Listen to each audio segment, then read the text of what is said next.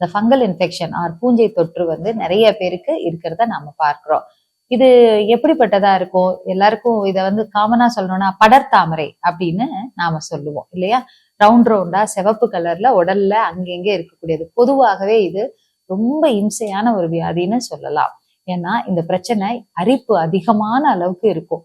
ஆனா பொதுவா இது எங்க வருது அப்படின்னு பாத்தீங்கன்னா, தொடை இடுக்குல, இடுப்பு பகுதியில, மார்பகங்களுக்கு கீழே, அக்குள் பகுதியிலன்னு எங்க காத்தோட்டங்கள் அதிகமா இல்லையோ அதே போல நாம பொது இடங்கள்ல வச்சு அதை சொரிஞ்சுக்க கூட முடியாத இடங்கள்லயா வந்து ரொம்ப இது தொந்தரவு கொடுக்க ஆரம்பிச்சிடும்.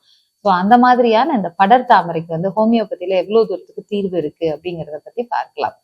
படர்தாமரைன்னு நாம சொல்லக்கூடியதுக்கு காரணம், இதை வந்து நாம ஆங்கிலத்துல சொல்லும் போது டீனியா கார்போரிஸ் அப்படின்னு சொல்லுவோம். அதாவது உடல்ல வரக்கூடிய பூஞ்சை தொற்று.